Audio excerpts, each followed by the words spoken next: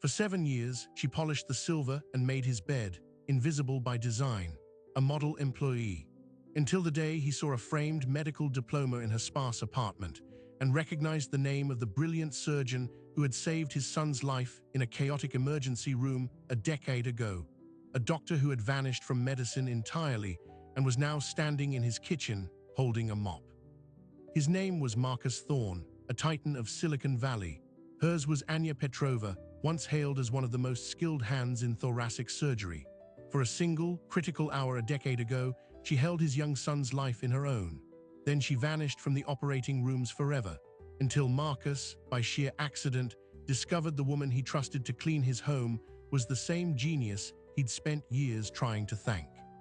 But to understand how a surgeon becomes a maid, you have to go back to the night everything was taken from her. The night that first bound their fates was a textbook catastrophe. A storm had grounded all medevac helicopters. 8-year-old Leo Thorne, impaled by a shard of decking in a freak accident at the family's Lake Tahoe estate, was bleeding out in a small community hospital, his vital signs crashing. They needed a surgeon who could perform a miracle on a child's heart with virtually no backup, and they paged Dr. Anya Petrova. She was 34 years old, the youngest person to ever head the cardiothoracic department at San Francisco Metropolitan. Colleagues described her hands as unnervingly steady, her mind a rapid-fire processor of anatomical puzzles. She was on a rare weekend off when the call came. Without hesitation, she drove 3 hours through torrential rain, walked into the chaotic ER, and took command. Marcus Thorne, a man used to controlling everything, was a ghost of himself, covered in his son's blood, utterly powerless. He remembered a woman with fierce green eyes behind surgical glasses telling him, with terrifying calm, "I will fix this." Then she pushed through the double doors.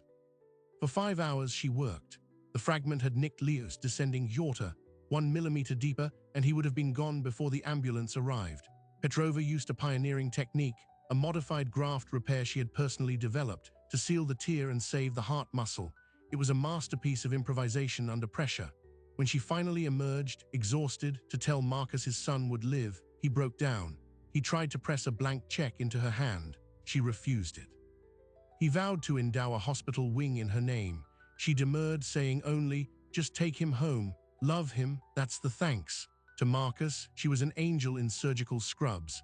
A headline in the Chronicle the next week called her the savior of Silicon Valley's heir. And then, Dr. Anya Petrova disappeared.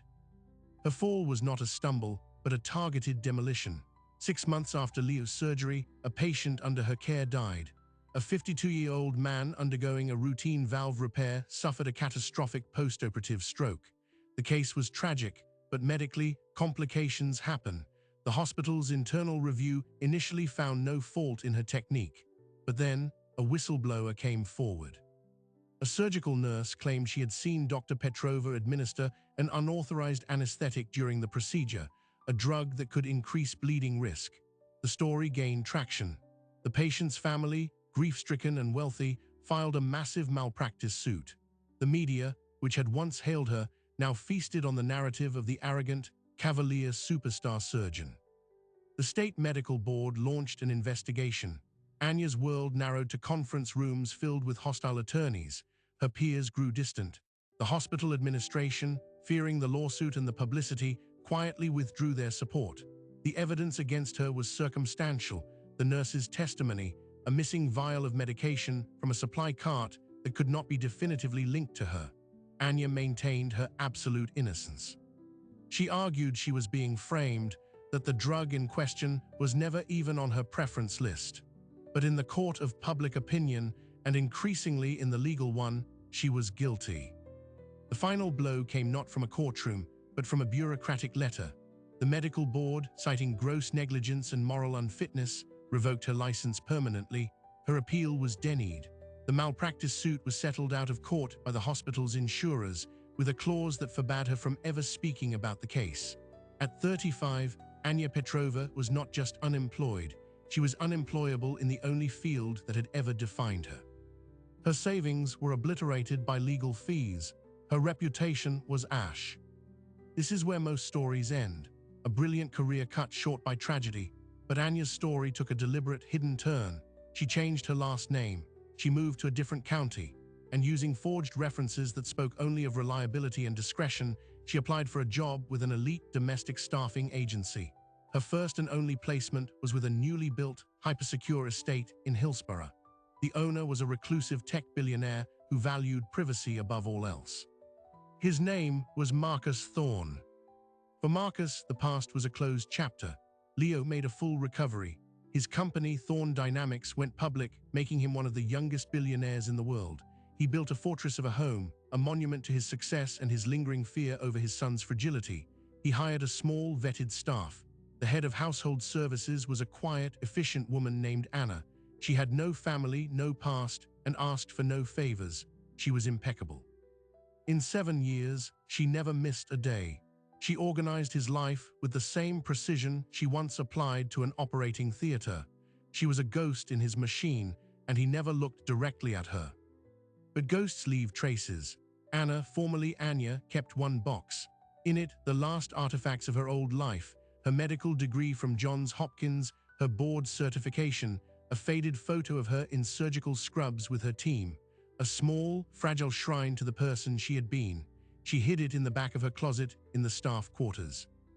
Then one Tuesday, during a deep clean ordered by Marcus after a bout of Leo's allergies, a well-meaning junior maid, trying to be thorough, pulled everything out of Anna's closet to dust. The box tumbled open. The large, ornate diploma from Johns Hopkins School of Medicine, bearing the name Dr. Anya Petrova, slid out onto the polished floor just as Marcus walked by the open doorway, looking for his housekeeper to ask about the air filtration settings. He stopped, he stared. The name hit him first, a name from his deepest panic, a name he associated with divine intervention. Then he looked at the face in the small photograph beside it. The fierce green eyes, now older, shadowed with a hardship he couldn't imagine, but unmistakable. His brain, engineered to solve complex problems, short-circuited. The woman in the photo was the woman who made his coffee every morning. The savior of his son was the silent employee he passed in the hallway without a word. His mind raced with 1,000 questions, but one screamed louder than all the others. Why? Why was a surgical genius cleaning his home? The answer, he would soon discover, was not a simple tragedy. It was a conspiracy, and he had just become the one man with both the power and the burning obligation to unravel it. Marcus stood in the doorway, the polished oak floor cold beneath his feet, the diploma a stark rectangle of a forgotten life between them. Anya froze, a stack of linens in her arms, the efficient mask of the perfect employee shattered, replaced by raw animal fear. In that silence, a 7-year illusion evaporated. Dr. Petrova, Marcus finally said, the words sounding alien in his own home. We need to talk, now. He led her not to the staff quarters, but to his private study, a room she had cleaned countless times but never entered as a guest. She sat back straight, hands folded in her lap, awaiting judgment. Marcus didn't sit, he paced. The questions tumbled out, not as a billionaire to a maid, but as a grateful father to a fallen icon. Why are you here? After what you did for Leo, you could have come to me for anything. Anya's voice, when it came, was quiet, stripped of the accent she'd carefully adopted. It was the clear, precise tone of a lecturer. I did not come for a handout, Mr. Thorne. I came for anonymity. Your home was the last place anyone would look for a disgraced surgeon. Piece by painful piece, she told him of the death, the whistleblower, the board hearing, the public crucifixion. She spoke of the legal settlement that gagged her, the debt, the shame. She had chosen domestic service not out of despair, she insisted, but out of a grim logic. It was cash-based, off the books. It required no background check that would flag her revoked license. It provided room and board, eliminating rent. It was, in her devastated world, a strategic retreat. Cleaning a house is predictable, she said, her gaze distant. The outcome is certain. You spray, you wipe, it shines. There is no mystery, no chance of a hidden fatal flaw. After what happened, I found that comforting. Marcus listened, his initial shock hardening into a cold, focused anger. But his mind, a predator in the world of data, snagged on inconsistencies. A nurse's testimony alone, a missing vial, it seemed flimsy, a house of cards. Who was the whistleblower, he asked. Anya supplied a name, Chloe Finch, a surgical nurse with 15 years of experience. And the patient who died, Marcus pressed. Robert Vance, a finance manager. His family, they were relentless. That name triggered a different memory. Marcus sat down. He pulled his laptop across the vast desk and began to type. Anya watched, confused, as he navigated not to medical boards, but to archived business news. Robert Vance, he muttered. Then he found it, a small article from 8 years ago. Robert Vance had been a mid-level manager at a biotech firm called Synex Corp. The article was about a wrongful termination lawsuit Vance had filed, claiming he was fired for raising ethical concerns about data manipulation in a clinical trial for a new heart valve. The trial was later cancelled. Synex Corp's stock tanked. Marcus looked up, his eyes sharp. Anya, what was the valve repair technique you used on my son? It was a modified graft procedure. Why? Was it novel? Were you publishing on it? Yes, I'd presented preliminary findings. I was preparing a full study. It was promising. Marcus leaned back, connecting invisible dots. Synex Corp was developing a competing product, a prosthetic valve. If your technique, a repair method, proved superior, it could have rendered their entire multi-billion-dollar project obsolete. He turned the screen to her. Robert Vance, the patient who died on your table, was a whistleblower who almost sunk that same company years earlier. The air left the room. Anya's face went pale. You think it wasn't an accident? That he was put in my care to fail? I think coincidences are data points, Marcus said, his voice low, and this is one hell of a cluster. He made 2 calls.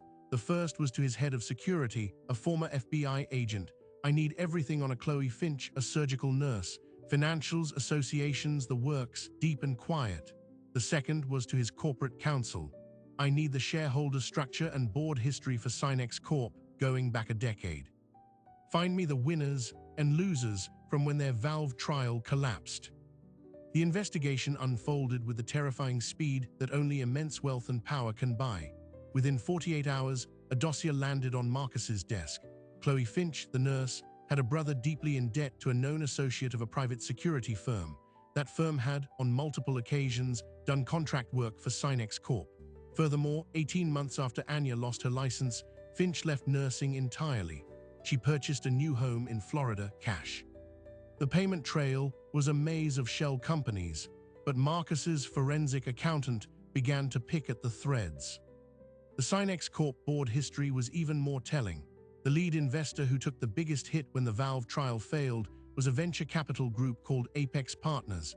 The managing director of Apex at that time was a ruthless financier named Julian Croft. Croft had a reputation for vindictiveness, for making problems go away. After the Synex Corp debacle, Croft left Apex. He resurfaced as the majority owner of a chain of boutique surgical centers. The licensing for those centers had faced suspiciously smooth approval from the same medical board that had revoked Anya Petrova's license. Marcus presented the links to Anya. She sat in the study, now a command center, looking at the web of connections he'd drawn on a digital whiteboard. It was a hit, Marcus said flatly, on 2 fronts. They silenced Vance, the old whistleblower, and they destroyed you, the surgeon whose work threatened their new investment. 1 surgery, 2 birds. Anya felt the world tilt. Her 7 years of shame, of believing in her own failure, were reframed in an instant. It wasn't negligence. It was sabotage. The grief that followed was not for her career, but for the life of Robert Vance, a man who had likely been murdered on her operating table. We have to go to the authorities, Anya said, her voice trembling with a new fury. With what? Marcus countered. Circumstantial chains and a paid-off nurse who will never talk. This Julian Croft is insulated by layers of money and legal entities. We need the source. We need the piece that connects Croft directly to the order. He pointed at the whiteboard, at the private security firm. The muscle, they're the key. They arranged the pressure on Finch. They could have arranged other things. Marcus deployed his most formidable asset, not his money, but his network. He called in favors from figures in shadows, men and women who understood the clandestine economy of influence.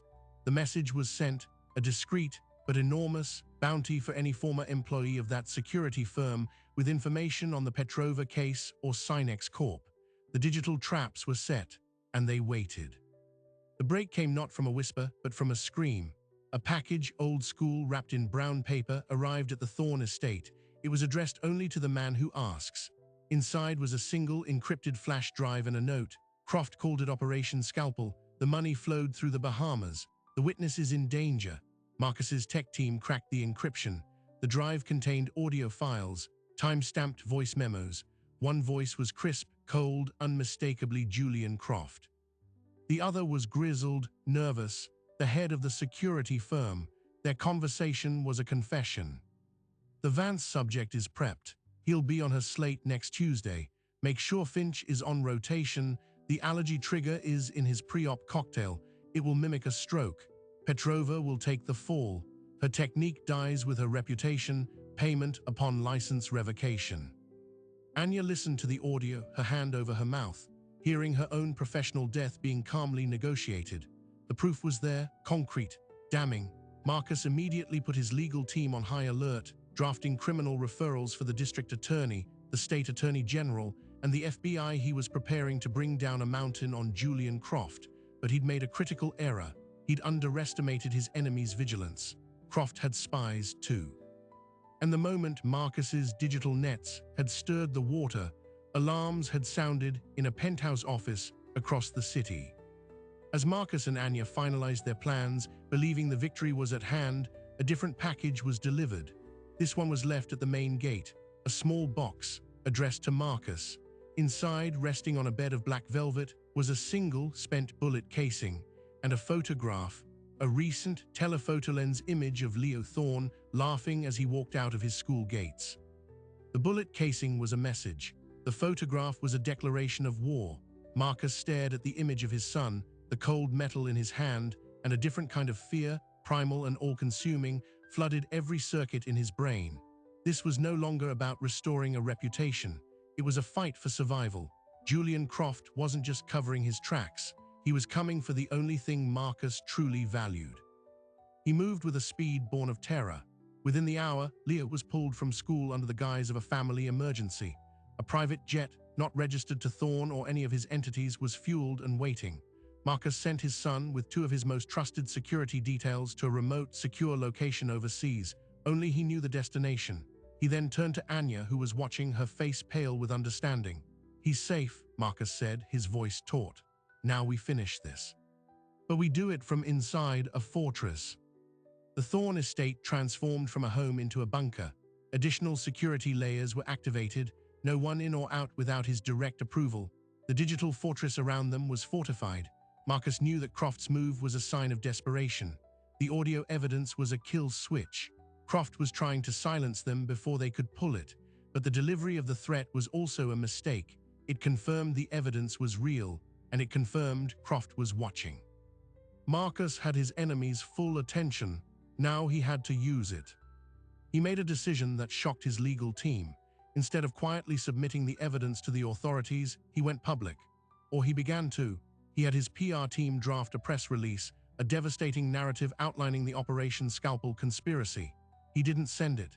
Instead, he had it delivered digitally to Julian Croft's private server with a simple embedded message. "You have 24 hours to surrender yourself to the FBI or the world sees this." The audio goes viral. Your move. It was a colossal bluff, a game of chicken with a psychopath. Marcus believed Croft's vanity and his desire to protect his empire would force him to negotiate, to seek a deal. He was wrong. Croft's response was not negotiation. It was annihilation. The next morning, the lead prosecutor in the county district attorney's office, a woman named Carla Reyes, held a surprise press conference. Flanked by officials from the medical board, she announced the reopening of the Robert Vance case based on new evidence. But the evidence wasn't the audio. It was a fabricated financial trail, expertly crafted, that showed alleged payments from a shell company to Anya Petrova's dormant bank account, dated before Vance's surgery. The narrative was twisted, diabolical. Dr. Petrova hadn't been negligent. She had been paid to murder Robert Vance by a rival medical firm and had then falsified her own downfall to cover it up. The whistleblower nurse, Chloe Finch, was now recast as a heroic figure she had tried to silence. The press ate it alive. SAVIOR surgeon was a hired killer. The story trended globally. Anya watched the news in Marcus's study, her world collapsing for a second time. This attack was more sophisticated. It wasn't just destroying her professionally, it was making her a monster. "He's not just defending himself," Anya whispered, horrified. He's erasing me. He's turning the truth inside out. Marcus was furious, but also deeply alarmed. The speed and official veneer of the counterattack meant Croft had allies in places they hadn't anticipated. The district attorney's office, the medical board. This was a network, not a lone wolf. His bluff had called forth a hidden army. Then came the second body blow. Marcus's head of security intercepted a communication. The source of the audio evidence, the former security firm employee who had sent the flash drive, had been found. He was dead in a Miami apartment, an apparent suicide. The only physical copy of the original, unencrypted audio files was gone. They were back to square one, but now under siege, with Anya publicly accused of murder. The walls were closing in. Carla Reyes filed for an expedited arrest warrant for Anya Petrova, citing a flight risk. Marcus's lawyers managed to get it delayed, but only by 72 hours, arguing for her to surrender voluntarily if charged. They were running out of time and options. The public narrative was solidifying against them. In a moment of bleak despair, Anya said, "I should turn myself in. It's the only way to stop him from coming for Leo. He wins, but at least he stops."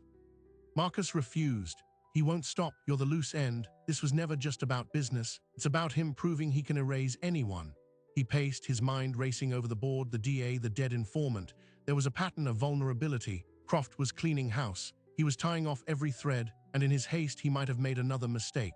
"The nurse," Marcus said suddenly. "Chloe Finch. She's the living thread. Croft's new story depends on her being a hero. But she's a paid asset. If she feels the heat, if she thinks Croft might make her the next suicide, she might flip for real this time." Finding Finch, however, was now a race against Croft's cleanup crew. Using the last of his clandestine contacts, Marcus located her in a gated community in Sarasota. She was living under a new name, but she was there. He didn't send lawyers. He didn't send threats. He sent a single personal message, delivered by a courier who left it at her door. It was a photograph of the dead informant in Miami, and a note, "You're next. He can't leave witnesses. We can protect you. One chance, call this number." They waited. The silence was agonizing. 72 hours became 48. The arrest warrant was imminent. Then late on the second night, a blocked number called the secure phone Marcus had listed. It was Chloe Finch. Her voice was a brittle whisper frayed by paranoia. "I saw the picture. I don't trust you, but I don't trust him anymore either. I want full immunity. From the feds, not the locals, and I want to be gone." Marcus, with Anya listening on an extension, negotiated. "You get immunity when you give us the thing that links Croft to you directly, the payment, the order, something he touched." There was a long silence. Then Finch said, "He's careful. He never emailed. He never called my personal phone, but he met me once, in person, at the clubhouse of his golf course. I was nervous. I recorded it on my old phone, a voice memo. I kept it for insurance." "Where is the phone?" Marcus asked, his heart pounding. "It's in a safety deposit box, in a bank in Savannah, Georgia, under my mother's maiden name. I'll give you the details. You get it. You hear him give the order, then you get me out." It was the break they needed, a primary source recording, but Savannah was outside Marcus's immediate sphere of control. Sending a team would take time and would be tracked. They needed a ghost. Marcus looked across the room at Anya. She had been silent, absorbing it all. She understood the look in his eye. "You can't go," she said. "They'll be watching you. They'll be watching anyone you send." "I know," Marcus replied, "which is why you're going to go get it." Anya stared at him. The idea was insanity. She was the most wanted woman in the news cycle, but Marcus's logic was brutally sound. Croft's network would be monitoring all of Marcus's assets, his known associates, his security team. They would never be looking for Anya Petrova, traveling alone, moving not like a doctor or a billionaire's confidant, but like the ghost she had trained 7 years to become. The plan was surgical in its precision. They used the staff entrance. Anya changed into the unassuming clothes of a housekeeper leaving on an errand, a disposable phone, a prepaid debit card, a bus ticket purchased with cash not to Savannah but to Atlanta. From there she would take a series of regional trains, a journey designed to evade digital tracking. She carried a single tote bag, no weapons, just the key codes for the safety deposit box, memorized and then destroyed. Her only armor was her anonymity and the desperate hope that Chloe Finch had not set a final trap. The journey was a nerve-wracking descent into her old life of invisibility. She saw her own face on newsstand TVs at bus terminals, the caption "Fugitive Surgeon" beneath it. She kept her head down, her hair tucked under a cap. She moved with the weary, purposeful slump of someone going to a low-wage job, not a woman on a mission to bring down an empire. For 36 hours, she was no one. It was the most terrifying freedom she had ever known. She arrived in Savannah in the pre-dawn gloom. The bank, a historic building on a cobblestone square, opened at 9. She waited in a diner, nursing a single coffee, watching the entrance. She saw no obvious surveillance, no suspicious loiterers. At 8:55, she walked in. The act was simple. She gave the board clerk the box number and the alias Elena Shaw. She signed the slip. Her hand did not shake. The clerk led her to the vault. The box was small, cold metal. She took it to a private room. Inside, wrapped in a plastic bag, was an outdated smartphone. The battery was dead. Her heart sank. Then she felt a small, rectangular object taped to the back of the phone, a portable power bank. Finch had thought of everything. Anya connected it. After an agonizing minute, the phone's screen flickered to life. It was password protected. She entered the code Finch had provided. The home screen loaded, filled with old apps. She navigated to the voice memos. There it was, a file dated over 8 years ago, labeled Golf. She plugged in the earbuds she had brought, took a deep breath, and pressed play. The audio was crisp. The background noise was the faint clink of glasses, the murmur of a quiet clubhouse. 2 voices. One was Chloe Finch, nervous, asking for reassurance. The other was a man's voice, smooth, cultured, and utterly cold. Julian Croft. The subject is a problem. The surgeon is an opportunity. You will note the allergic reaction. You will report the unauthorized medication. Your retirement will be seamless. Do not contact me again. It was all there. The conspiracy to kill Vance and frame Anya, spoken in Croft's own unmistakable voice. The insurance was real. Anya carefully removed the memory card from the phone, placed it in a hidden compartment in her bag, and left the bank. She was 2 blocks away, heading for the prearranged pickup point when she felt it, the prickle on her neck, the sense of being watched. She didn't turn around. She increased her pace, weaving into the tourist crowd around a historic fountain. A glance in a shop window reflection showed her a man in a dark jacket, mirroring her turns. Croft's people hadn't been at the bank, but they were on her. They must have tracked the inquiry to the bank's corporate records or tailed Finch herself. The chase was on. What happened next was a blur of instinct and adrenaline. Anya didn't run to the pickup. She ran away from it, leading her tail on a winding path through the Savannah squares. She used the city's geography like a maze. She ducked into a hotel, exited through a service corridor, hailed a random cab for 2 blocks, then got out and vanished into a crowded museum. The man in the jacket was good, but he was hunting a phantom. She was a woman who had spent 7 years perfecting the art of not being seen. After an hour, she was certain she was clean. She made her way to a different, secondary location, a quiet library, and sent a coded message to Marcus. Package secured. Compromised. New extraction needed. Marcus's response was immediate. A private car, not from his fleet but from a local luxury rental service, picked her up an hour later. It drove her to a private airfield where a small, unmarked jet awaited. By that evening, she was back in the Hillsborough bunker, the memory card in Marcus's hand. They played the recording for his legal team. The room was silent. One of the attorneys, a former federal prosecutor, simply said, "That's not just a case, that's a career-making conviction."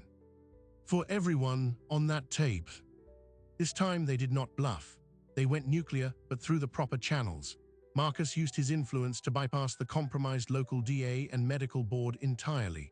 The audio file, along with the full dossier of financial links and the testimony about the dead informant, was delivered simultaneously to the U.S. Department of Justice, the FBI's Financial Crimes Unit, and the Inspector General of the state's Health Department. The media strategy was inverted.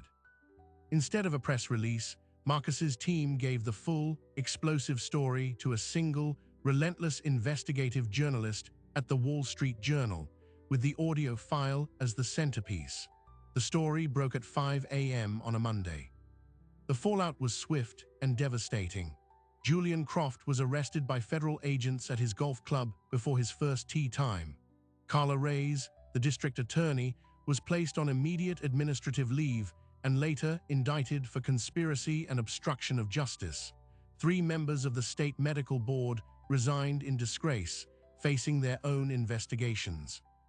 Chloe Finch, under the promised immunity deal, confessed everything to the FBI, corroborating the audio and detailing the payment scheme. The narrative in the press did a 180. Framed surgeon replaced fugitive surgeon. The murder charges against Anya were not just dropped, they were expunged. The final, surprising detail emerged during Croft's plea negotiations.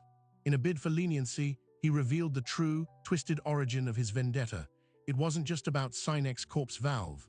Anya's pioneering graft technique, the one she used to save Leo Thorne, had been based on research she did early in her career. Research that was partially funded by a grant from a biomedical foundation. Julian Croft's younger brother, a mediocre medical student, had been rejected for that same grant. In Petrova's success, Croft saw a personal slight, a symbol of a world that valued merit over blood. Destroying her was business, but it was also a deeply personal act of spite. For Anya Petrova, the restoration was gradual. The medical board, under new leadership, conducted a review.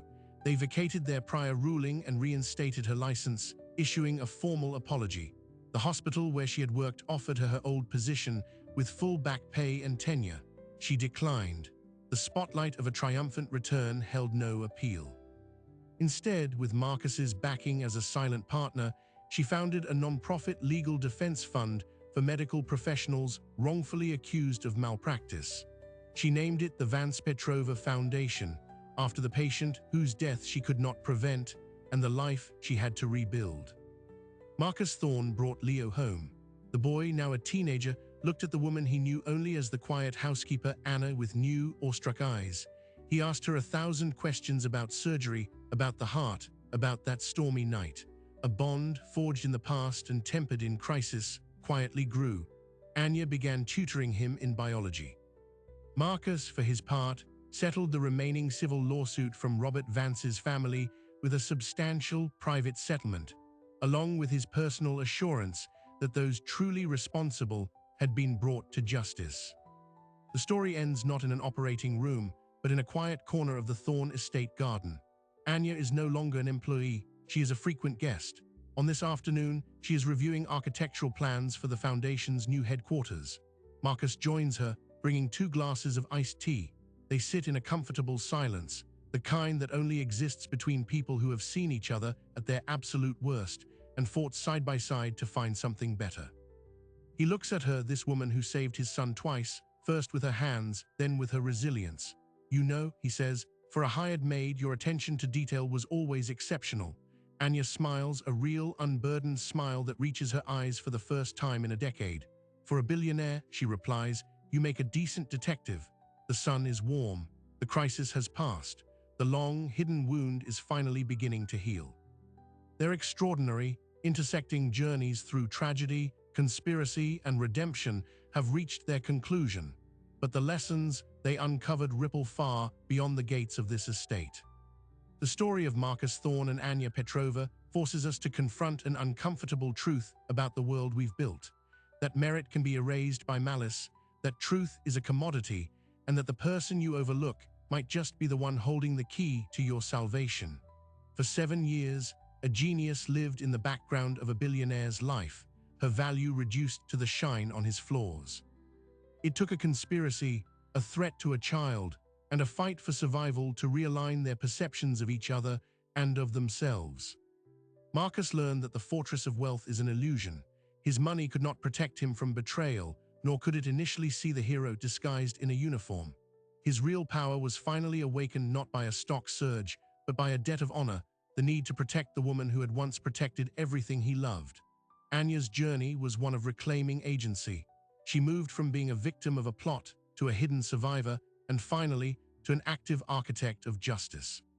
Her greatest skill was not just her surgical precision, but her resilient dignity in the face of annihilation. Their saga is a stark reminder that systems of authority, medical boards, legal courts, media platforms are not inherently just. They are run by people, and people are vulnerable to corruption, to influence, to narrative. The line between a respected pioneer and a vilified outcast is often drawn not by facts, but by those who control the story. The silent, anonymous lives around us are not empty. They are full of stories of downfall and resilience, of talent forced into hiding, of quiet battles fought far from the spotlight. So the lingering question this documentary leaves us with is not about one surgeon or one billionaire. It is a question we must ask ourselves every day. Who are we overlooking? What hidden value, what extraordinary story, what profound debt or connection exists just beyond the narrow frame of our attention? The world is filled with invisible threads tying us together, threads of consequence and grace. Sometimes, we only see them when they are pulled taut by crisis. If this exploration of hidden identity and ultimate justice resonated with you, if it made you look at the unseen people in your own world a little differently, then share this story. Pass it on to someone who needs to remember that redemption is possible, that truth can surface, and that no one is ever just what they seem. Don't forget to subscribe and tap the notification bell. We are just getting started, and there are countless more stories of the unseen, the unresolved, and the extraordinary waiting to be told. Until next time.